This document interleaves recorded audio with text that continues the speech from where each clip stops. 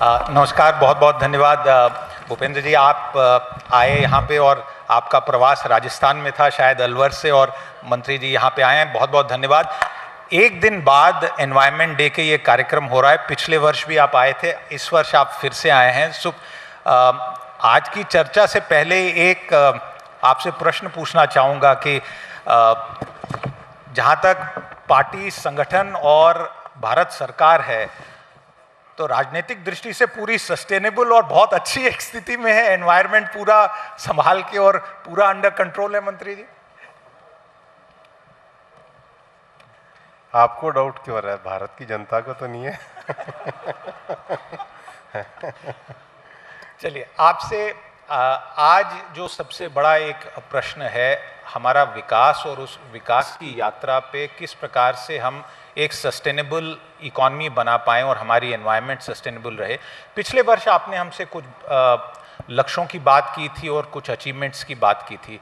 आज की चर्चा में पुनः वही प्रश्न आपसे कि आज अगर आप हमारे दर्शकों को बताना चाहें कि किस प्रकार से हमारी पूरी अर्थव्यवस्था सस्टेनेबल है, तो आप क्या कहेंगे?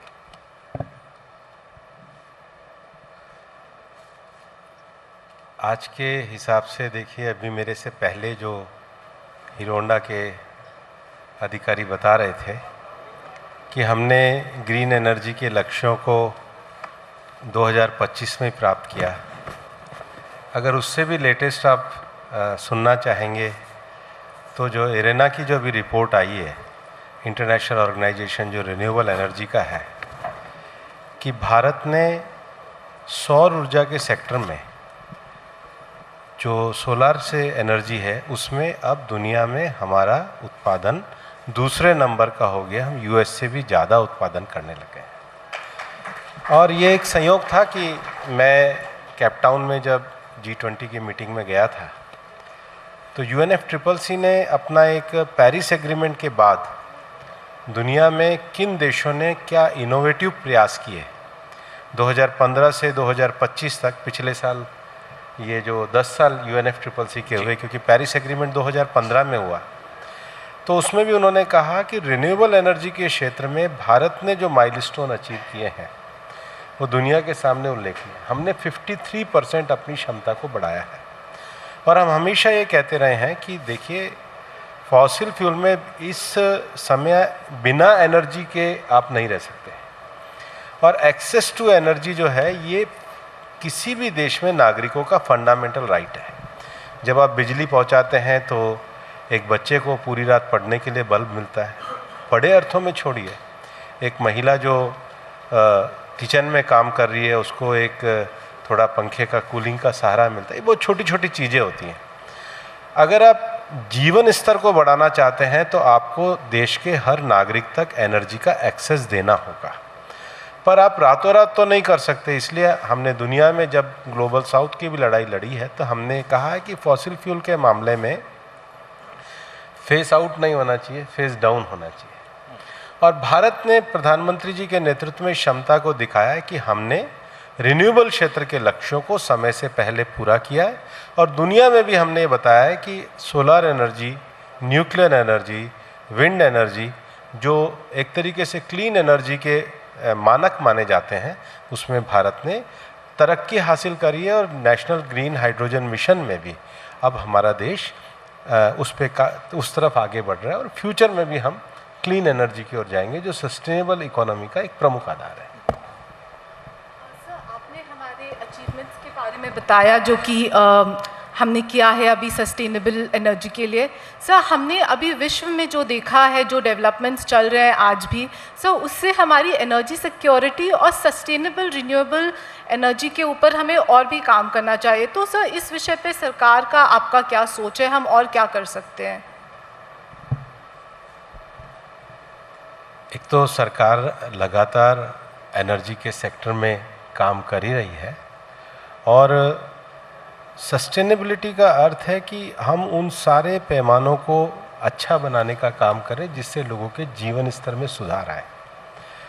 और जब नेट ज़ीरो की कल्पना हमने करी, या नेट ज़ीरो का विज़न प्लान हमने दिया है 2070 का, तो उसमें हर सेक्टर, चाहे ट्रांसपोर्ट सेक्टर हो, चाहे अर्बन हाउसिंग का विषय हो, चाहे बायोडाइवर्सिटी कंजर्वेशन का विषय हो, चाहे आपको नए एनर्जी के क्षेत्र में उत्पादन करने का विषय हो, चाहे न्यू टेक्नोलॉजी का अडेप्टेशन करने का विषय हो, और चाहे देश के भी मिटिगेशन प्लान और अडेप्टेशन प्लान की एक सिस्टमेटिक डेवलपमेंट की नीति हो, उसको सारे को हमने पॉलिसी फ्रेमवर्क में करा है। और पिछले दिनों अगर आप देखेंगे भी कि सरकार ने इस ग्रीन ग्रोथ के लिए जो नई इनोवेशन है इसके लिए बजट योजनाएं भी रखी और उसको लेकर के हम लगातार काम कर रहे हैं।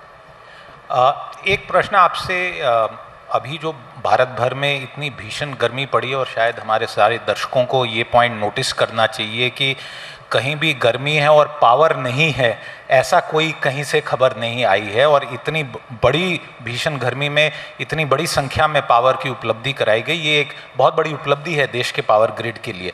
परंतु एक जो इसके साथ जुड़ा हुआ प्रश्न ये है कि हम जिस प्रकार से अभी पूरी विश्व भर में स्थिति देख रहे हैं, जो तेल को लेके अभी पीछे चिंताएं हुई हैं, कोयले पे जो हमारी पावर की निर्भरता है मंत्री जी, ये लगता है कि काफ़ी साल तक चलती रहेगी। आपके अनुमान से कोयले से प्रेशर अच्छी संख्या में कम होगा, ये कब आएगा ऐसा समय? दुनिया के कौन से देश हैं जो बिल्कुल निर्भर नहीं है? हम अपनी क्षमताओं को बढ़ा रहे हैं। आपको अप्रिशिएट तो ये करना चाहिए कि हम 140 करोड़ लोगों के देश हैं। आप दुनिया के जितने भी विकसित देशों की आबादी को मिला दोगे तो जाकर के 140 करोड़ होंगे, शायद 50-60 देश आपको जोड़ने पड़ेंगे। हमारा जो कंजम्पशन पैटर्न पहले आप देखिए, हमें कई बार जब हम दुनिया में भी आर्गूमेंट करने के लिए जाते हैं तो हमें कहते हैं जी आप पॉल्यूशन में चौथे नंबर पे हो। हम ये कहते हैं कि पर कैपिटा कंजम्पशन देखिए, अगर 17% आबादी दुनिया के मोस्ट डेवलप्ड कंट्रीज़ की आप मिला दें, उनका जो कंजम्पशन पैटर्न है वो हमारे से 20 गुना ज़्यादा है, और हमारा जो पर कैपिटा कंजम्पशन है वो शायद इथोपिया से भी कम है। तो अपनी लाइफस्टाइल को हम सुधार रहे हैं, लेकिन उसके साथ हम ये दुनिया में, क्योंकि प्रधानमंत्री जी का दुनिया की विश्व वार्ताओं में एक जो मार्गदर्शन रहता है, उनका ये कहना है कि भारत कभी भी दुनिया में एनवायरनमेंट के जो चैलेंजेस आ रहे हैं उसमें पार्ट ऑफ सॉल्यूशन बनना चाहता है, पार्ट ऑफ प्रॉब्लम नहीं रहना चाहते। इसलिए 3 स्तरों पे अगर आप देखेंगे, पहला, एनडीसी के जो दुनिया के टारगेट हमने दिए हैं, चाहे हमने कार्बन उत्सर्जन को कम करने का दिया हो, चाहे हमने रिन्यूएबल की क्षमता को बढ़ाने का दिया हो, चाहे ग्रीन सिंक को, ग्रीन एरिया को या ग्रीन स्पेस को, जो कार्बन सिंक है उसको बढ़ाने का दिया हो, हमने उसमें लगातार अपने अचीवमेंट को प्राप्त किया है। दूसरा, भारत में जो क्षमता निर्माण है, नए स्टार्टअप करने का विषय है, ग्रीन ग्रोथ का विषय है, इसको एनकरेज करने के लिए कार्बन क्रेडिट के मैकेनिज़्म को स्थापित करने का विषय है, ग्रीन क्रेडिट के मैकेनिज़्म को स्थापित करने का विषय है, उसमें हम लगातार बढ़ने का काम कर रहे हैं। तीसरा, हम लोग इसको ये मानते हैं कि सरकार के मिटिगेशन मेजर्स के साथ एडेप्टेशन प्रैक्टिस भी सोसाइटी में आनी चाहिए। हम एक पूरे एडेप्टेशन प्लान को बनाने की बात कर रहे हैं, और लोगों के भी व्यक्तिगत व्यवहार में ये विषय आए, इसके लिए हम मिशन लाइफ जैसा प्रोग्राम चला रहे हैं, जिसमें जो 7 क्षेत्र हैं, save energy, save water, save food, solid waste management, ban of single use plastic या हेल्दी लाइफ स्टाइल, एक पेड़ माँ के नाम जैसे अभियान चलाने के, उसको भी काम कर रहे हैं। और गर्मी के लिए भी सरकार एक नेशनल कूलिंग एक्शन प्लान पे भी काम कर रही है, उसकी एक योजना भी सरकार ने रखी है, उसको लेकर के हम लगातार आगे बढ़ रहे हैं। सर, हम गर्मी की बात कर रहे हैं, इस साल हम भीषण गर्मी देख रहे हैं, ग्लोबल वार्मिंग, क्लाइमेट चेंज की चिंता चल रही है। आपने भी बताया कि नेशनल कूलिंग एक्शन प्लान पे काम हो रहा है, तो सर इसको लेकर के, बिकॉज इससे आम नागरिक जो हैं, आप सर श्रम एवं रोजगार मंत्री रह चुके हैं, वर्कर्स हमारे कितने परेशान होते हैं, तो सर ये नेशनल कूलिंग एक्शन प्लान में क्या होगा और इसके अलावा हम क्या करें? Because climate change, global warming जो है वो तो it's going to continue for some time, sir we have to take more measures. कुछ चीज़ें तो व्यवहार के स्तर पे आती हैं, वर्किंग टाइम जो होता है, वर्किंग पैटर्न जो होता है, कुछ चीज़ें कैपेसिटी के स्तर पे आती हैं कि कूलिंग की कैपेसिटी, क्षमताओं को बढ़ाना, उन इंडस्ट्री को विकसित करना, और कुछ चीज़ें एक जॉइंट मैकेनिज़्म जो है सरकार और राज्य सरकारें मिलकर के जो प्रिवेंटिव मेजर्स हैं उसके लिए काम करती है, और तीनों ही एक्शन प्लान पे हम लोग काम करते हैं। एक चिंता वो खासकर दिल्ली में अक्टूबर नवंबर के बाद बढ़ती है, वो है एयर पोल्यूशन की। और दुर्भाग्यपूर्ण मैं ये कहना चाहता हूँ कि इस बारी दावोस में भी ये विषय एक ग्लोबल हेडलाइन का विषय बन गया कि इंडिया में एयर पोल्यूशन है और इसके कारण निवेशक भी कई बार सोचते हैं कि इंडिया में क्या करें, हमारे एग्जीक्यूटिव्स के लिए दिक्कत होती है। एयर पोल्यूशन जैसा मुद्दा मंत्री जी, यानी कई चीज़ें उसमें मुश्किल भी हैं शायद, पर उसमें हम क्या माने कि कभी ये समस्या समाप्त होगी? अच्छा किया आपने डावोस का जिक्र किया, लेकिन आप 3 दिन पहले के भी अखबार पढ़ते कि मई में तो इस बार 10 साल का सबसे अच्छा मौसम दिल्ली में रहा। तो 3 दिन पहले के अखबार को भी कोट करते तो और अच्छा होता। लेकिन मैं आपको ये कहना चाहता हूँ कि पिछली बार जब इस समस्या की समग्रता आई थी एनसीआर रीजन में, तो लगातार हमने एक प्रेजेंटेशन का मॉडल बनवाया था, क्योंकि एनसीआर की समस्या केवल दिल्ली की नहीं है। एनसीआर की समस्या में हमारे 8 कॉरपोरेशंस भी आते हैं। गाजियाबाद का आता है, नोएडा का आता है, सोनीपत का आता है, गुड़गांव का आता है, मानेसर का आता है, अलवर का कॉरपोरेशन आता है, अलवर है, फरीदाबाद है। उसके बाद एमसीडी और दिल्ली में भी अलग अलग एजेंसी काम करती हैं। हमने उनके सामने लक्ष्य रखा था कि भाई आप अपना एक फाइनल प्रेजेंटेशन दीजिए और अलग अलग हमने क्षेत्र करें। जैसे पहला क्षेत्र हम लोगों ने व्हीकल पॉल्यूशन का विषय किया। तो व्हीकल पॉल्यूशन में आज आपने देखा होगा हमने फ्यूल जो है उसकी कैटेगरी को बढ़ाने का काम किया है। अभी लगभग पिछले कैबिनेट में ही केंद्र सरकार ने जो कमर्शियल व्हीकल में एक नई 10,000 करोड़ रुपए की इंसेंटिव स्कीम भी लाके दी है।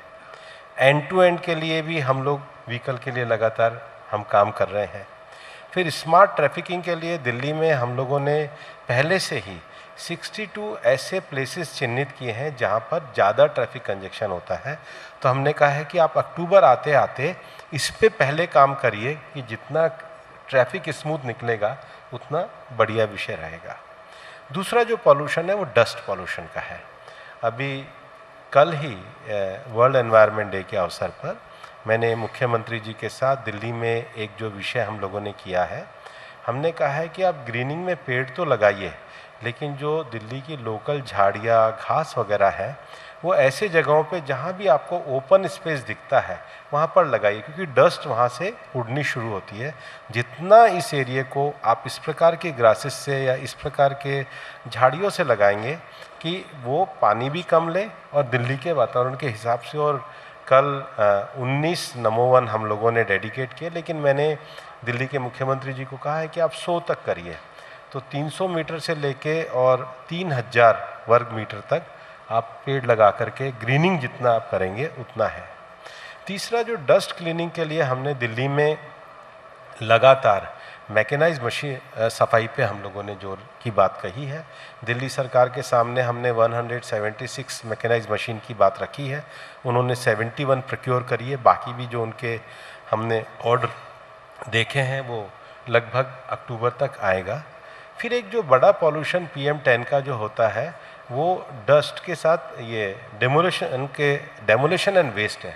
तो इससे पहले दिल्ली में लगातार जो भी सरकारें रखाई उन्होंने CND वेस्ट के लिए जगह नहीं रखी, ज़्यादा डस्ट वहाँ से उड़ता है। दिल्ली में अभी उन्होंने स्थान चिन्हित करे हैं। फिर जो एक बड़ा विषय है वो सॉलिड वेस्ट मैनेजमेंट का है। आपने देखा होगा कि भलसवा, जहांगीरपुर, ये अपना ओखला, यहाँ जो एक लंबे समय से वेस्ट पड़ा था लगभग 45% का डिस्पोजल किया है। हमारे मंत्रालय को भी हम लोगों ने एक सॉलिड वेस्ट मैनेजमेंट टूल बनाने की बात भी करी है, क्योंकि हर घर कचरा तो ज़रूर निकालता है। तो जो भी 100 किलो से ज़्यादा कचरे का उत्पादन करता है या लगभग 20,000 स्क्वायर वर्ग मीटर से ज़्यादा की जो कॉलोनीज़ हैं वो अपने कचरे का अगर डिस्पोजल का एक अपना एक मैकेनिज़्म स्थापित करें तो सॉलिड वेस्ट मैनेजमेंट रूल कराए। तो जो पॉल्यूशन की समस्या है केवल दिल्ली नहीं, दिल्ली के साथ जितने भी मैंने आपको एरियाज़ बताए हैं अभी लगातार हमारा चल रहा है। आपने देखा होगा 10 दिन पहले दिल्ली के मुख्यमंत्री जी और सारे अधिकारियों के साथ अब हमने उनको कहा भाई आप नया प्रेजेंटेशन मत दिखाइए, जो पिछला दिसंबर का दिखाया था वो अब स्टैंडर्ड हो गया। उसमें आपने ये टारगेट करे थे, बताइए कितने % टारगेट आपने अचीव करे। तो जैसे आपने सड़कों का जो टारगेट किया था, आपने जो झाड़ियाँ लगाने का टारगेट किया था, आपने मैकेनाइज मशीन का जो टारगेट किया था, आपने CND वेस्ट को बनाने का जो टारगेट किया था, आपने सॉलिड वेस्ट मैनेजमेंट को बनाने का किया था। और इस महीने मैं वापस से हरियाणा और अपना राजस्थान और उत्तर प्रदेश, उनके साथ भी हमारा मंत्रालय करने वाला है, क्योंकि केंद्रीय स्तर पर हम रेगुलेटरी मिनिस्ट्री हैं, लेकिन एग्जीक्यूशन के स्तर पर नीचे की जो कॉरपोरेशंस हैं वो इसमें प्रभावी भूमिका बनाना के लिए ज़्यादा है। लेकिन हम उनके साथ के साथ चलने को तैयार हैं, और उनका जो अभी जो टारगेट हम लोगों ने दे रखे हैं उसको लगातार हम परस्यू कर रहे हैं, उसको मॉनिटरिंग कर रहे हैं, और उनके साथ मिलकर के हम उनको प्रेरित कर रहे हैं कि वो अपने लक्ष्यों को पूरा करें। सुरभि के प्रश्न से पहले एक छोटा सा इसमें कि कई बार सारी अटेंशन केंद्र और केंद्रीय पर्यावरण मंत्री पे रहती है कि सारी एनवायरनमेंट का बेड़ा पूरे देश भर का आपका ही है। राज्यों का, क्योंकि अभी दिल्ली राज्य की बात हो रही थी, राज्यों की भूमिका, और क्या आप मानते हैं कि राज्य सरकारों ने भी पर्यावरण को लेके और ज़्यादा कार्रवाई आगे बढ़ के करनी चाहिए, क्योंकि केवल केंद्र अकेले नहीं कर सकता है? नहीं, केंद्र तो रेगुलेटरी है, और हम लोग जो है 130 शहरों में एनकैप का प्रोग्राम चलाते हैं, नेशनल क्लीन एयर प्रोग्राम, और उसमें भी हम लोग इस बात को ज़्यादा देते हैं। अभी एनकैप की टीम पूरे देश भर में गई है, तो हम एक हेल्दी कंपटीशन चाहते हैं। हम ये चाहते हैं कि जो ज़्यादा इनोवेटिव अधिकारी, आप यंग IAS अफसर बनते हो, आप म्यूनिसिपल कमिश्नर बनते हो, तो आपके पास ये नए नए इनोवेटिव आइडियाज़ को आगे बढ़ाने का सबसे बड़ी बात है कि मान लो आज हम सॉलिड वेस्ट मैनेजमेंट रूल्स भी लाएं, तो उसको सोसाइटी तक नीचे लेके जाना, लोगों की भागीदारी को सुनिश्चित करना, लीगेसी वेस्ट को समाप्त करने के लिए आपने क्या इनोवेटिव प्रयास किए, ग्रीनिंग को बढ़ाने के लिए आपने क्या प्रयास किए, सैनिटेशन को करने के लिए आपने क्या प्रयास किए। क्योंकि ये जो पूरा विषय है ये कोई एक सिंगल मंत्रालय का विषय नहीं है, इसमें ट्रांसपोर्ट मिनिस्ट्री भी आती है, इसमें अर्बन भी मिनिस्ट्री आती है, इसमें एग्रीकल्चर मिनिस्ट्री भी आती है, लगभग 15-16 मिनिस्ट्री आती है, एनर्जी मिनिस्ट्री भी आती है। तो हम इसमें लगातार जो 130 शहरों में प्रधानमंत्री जी ने जो हमारे को लक्ष्य दिया था, और मेरे को ये बताते हुए खुशी भी है, क्योंकि लगभग 30 शहरों में हम ऐसे स्तर पे पहुँचे हैं जब वायु का जो प्रदूषण है बिल्कुल ज़ीरो लेवल पे 130 में से 30 शहरों पे आया है। वो सब नेट पे अवेलेबल है, और मैं तो कहता हूँ अगर किसी को है तो जो मेरी बात है उसको क्रॉस एग्जामिनेशन कर दे, कमी होगी तो उसको दूर करेंगे। लेकिन राज्य सरकारों के साथ मिलकर फाइनेंस कमीशन से जो पैसा मिलता है उसमें जो गैप फिलिंग है उसको करने का काम करते हैं, क्योंकि अलग अलग मिनिस्ट्री के काम होने के बाद भी बीच में कुछ फंड का गैप रहता है, उसको हम एनकैप के अंतर्गत करने का कार्य करते हैं। सर, अभी जो पिछले सेशन हुए उसमें एक चर्चा का विषय था कि क्लाइमेट फाइनेंस के लिए पैसों की कमी रहती है, डेवलप्ड कंट्रीज़ ने जो हमें प्रॉमिस किया था वो उतना आया नहीं, एंड हमें इंडिया में खुद ही इनोवेटिव मेजर्स लाने हैं। हमने ग्रीन बॉन्ड्स देखा है, सर सरकार एक ग्रीन टैक्सोनॉमी पे काम कर रही है, तो सर इसके आगे और क्या किया जा सकता है?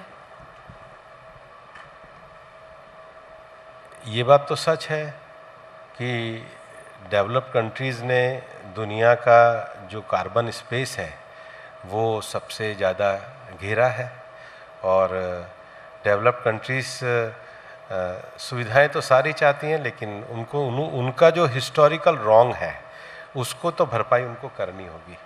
लगातार जितनी भी हमारी पर्यावरण वार्ताएं चलती हैं उसमें ये विषय करते हैं, वो लोग करने का भी कहते हैं, लेकिन अभी तो कर नहीं पाते। तो सेम लेवल प्लेइंग फील्ड तो होना चाहिए, और भारत ने अपने प्रधानमंत्री जी के नेतृत्व में जो एडेप्टेशन के लिए जो रिसोर्सेज हैं वो हमारे देश ने अपने स्तर पर करे, अपने लक्ष्यों को हमने प्राप्त किया है। लेकिन मेरा अब भी मानना है कि डेवलप्ड कंट्रीज़ को अपनी भूमिका को निभाना चाहिए, और भारत जो अपनी क्षमता का विस्तार कर रहा है, चाहे हम ग्रीन सॉवरेन फंड की बात कर रहे हैं, चाहे कार्बन क्रेडिट स्कीम की बात कर रहे हैं, चाहे ग्रीन क्रेडिट फंड का बात कर रहे हैं, चाहे रिन्यूएबल सेक्टर में हम सोलार में अपनी क्षमता को बढ़ा रहे हैं, और प्रधानमंत्री जी के नेतृत्व में जो भारत ने नए क्लाइमेट एक्शन प्रोग्राम किए हैं, जैसे रिन्यूएबल के क्षेत्र में इंटरनेशनल सोलर अलायंस आज गुड़गांव में उसका हेडक्वार्टर है। क्लाइमेट से आने वाली जो आपदा हैं, जो दिक्कत आती है उसके लिए CDRI coalition for disaster resilience infrastructure, उसमें भी भारत ने क्लाइमेट एक्शन प्रोग्राम बनाया है, उसका भी हेडक्वार्टर यहाँ पे रखा है। फिर उसके साथ ऐसी जो इंडस्ट्रीज़ हैं जो हार्ड टू अबेट इंडस्ट्रीज़ हैं, जो ज़्यादा कार्बन एमिशन जिन सेक्टर्स में होता है, स्टील सेक्टर उसमें होता है, एल्यूमिनियम सेक्टर उसमें होता है, माइनिंग सेक्टर उसमें होता है, ट्रांसपोर्ट सेक्टर उसमें होता है, तो भारत ने स्वीडन के साथ मिलकर लीडरशिप फॉर इंडस्ट्रियल ट्रांसफॉर्मेशन ऐसा क्लाइमेट एक्शन प्रोग्राम बनाया है। फिर ज़्यादा क्षमताओं का विस्तार करने के लिए इंटरनेशनल बायोफ्यूल अलायंस में भी भारत ने क्लाइमेट एक्शन प्रोग्राम में भाग लिया है। फिर जो बायोडाइवर्सिटी कंजर्वेशन के लिए अभी कुछ कारणों से वो कार्यक्रम स्थगित हुआ है, इंटरनेशनल बिग कैट अलायंस, लेकिन बायोडाइवर्सिटी बैलेंस को भी बनाए रखने की बात है। इसलिए हम ये मानते हैं कि क्लाइमेट चर्चा केवल वार्ताओं से नहीं हो सकती, उसके लिए देशों के बीच में परस्पर knowledge sharing, capacity building, innovation practices और एक दूसरे को सपोर्ट करते हुए हम क्या क्लाइमेट एक्शन प्रोग्राम को कर सकते हैं, उसको करने का हम लोग प्रयास कर रहे हैं। मंत्री जी, वर्तमान के समय में एक बड़ी चर्चा छिड़ी हुई है विकास और इकोलॉजी को लेके, और ये ग्रेट निकोबार प्रोजेक्ट को लेके हैं। कांग्रेस के नेता राहुल गांधी वहाँ गए हैं, चर्चा ये की जा रही है, इल्ज़ाम लगाए जा रहे हैं कि जी इससे पूरी वहाँ की इकोलॉजी समाप्त हो जाएगी। सरकार का कहना है कि ये बहुत आवश्यक है प्रोजेक्ट, इसके बहुत मैरीटाइम सिक्योरिटी पर्पसेस हैं। ये एक कंट्रोवर्सी, क्या इसमें कोई बुनियाद है? क्या वाकई में निकोबार की जो इकोलॉजी है और जो वहाँ पे आदिवासी रहते हैं, क्या उनके साथ खिलवाड़ होगी इस प्रोजेक्ट के कारण?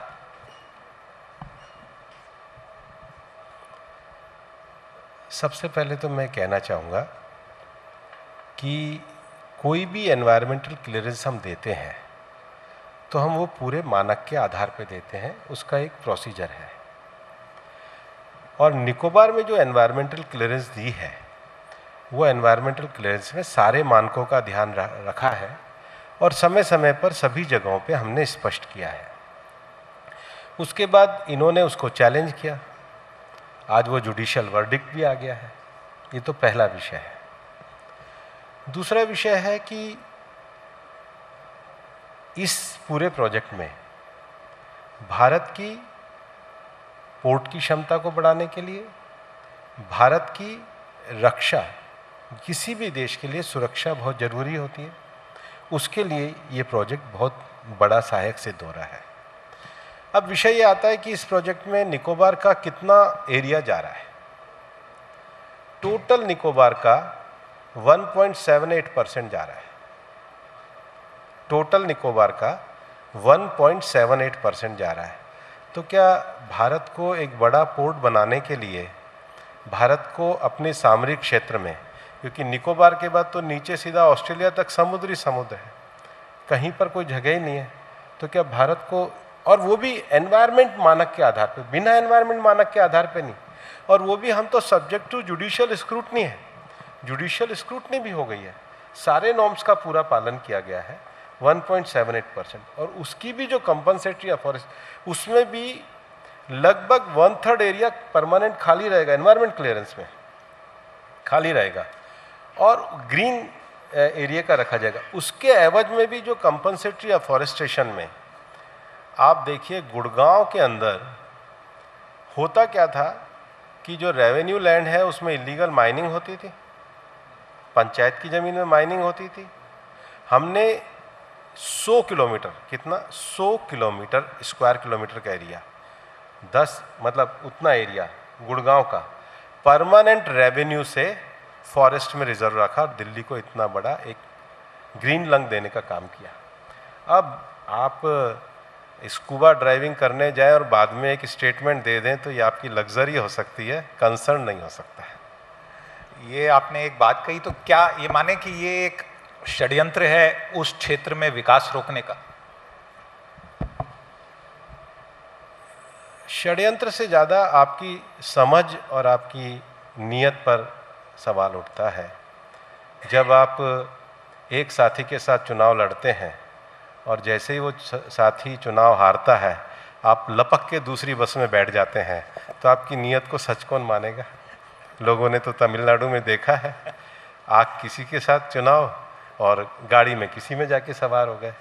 तो ऐसे अविश्वसनीय लोग जो अपने साथी के साथ ना रह सकते हो, वो देश की नीतियों पर उनको कितना सीरियस लिया जाएगा?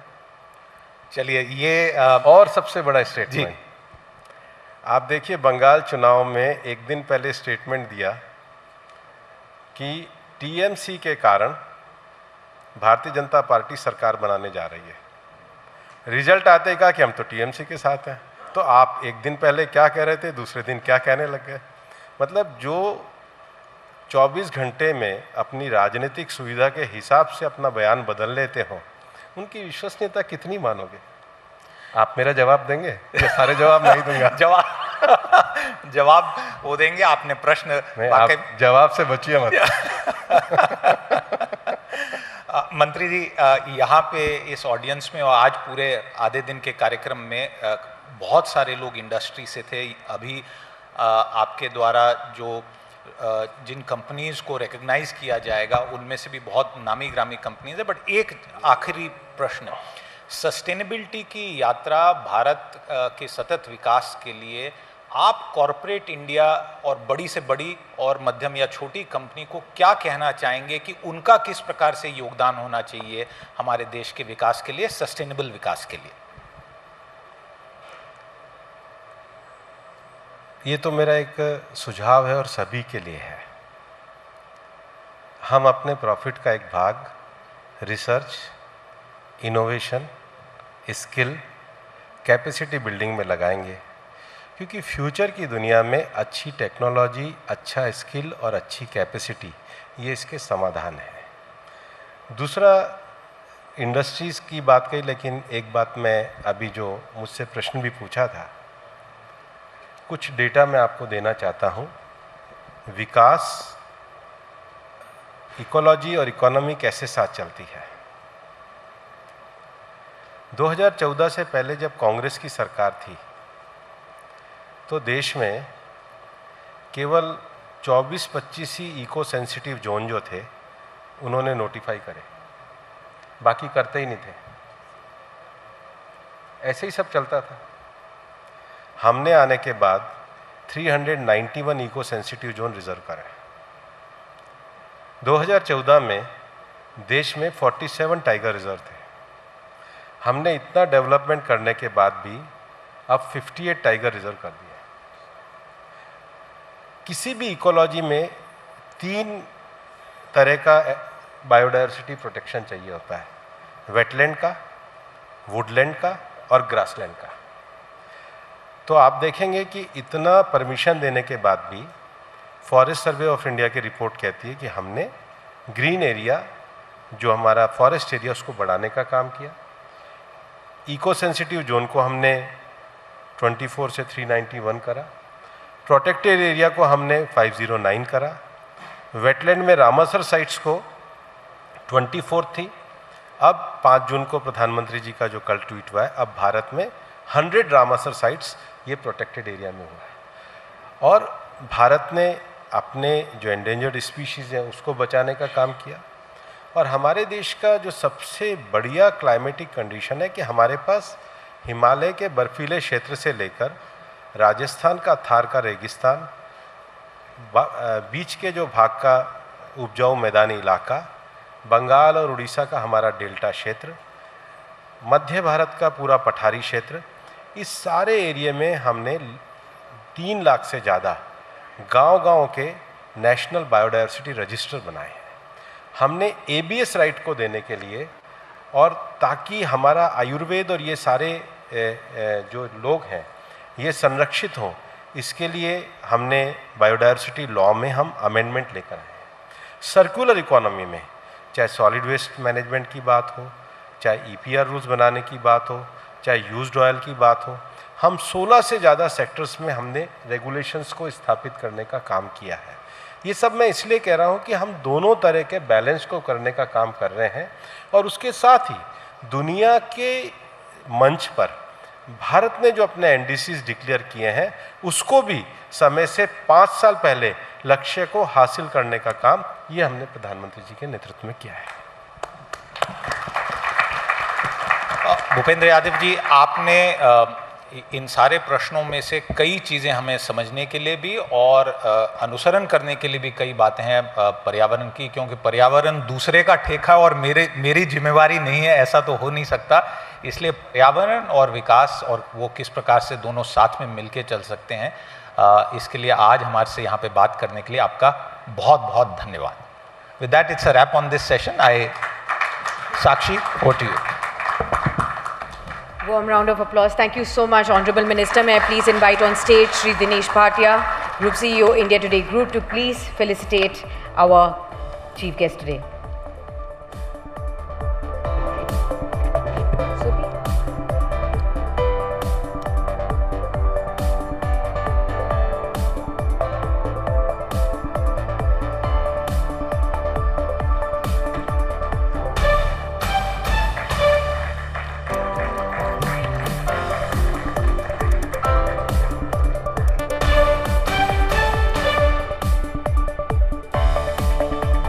Let us have a photograph, please.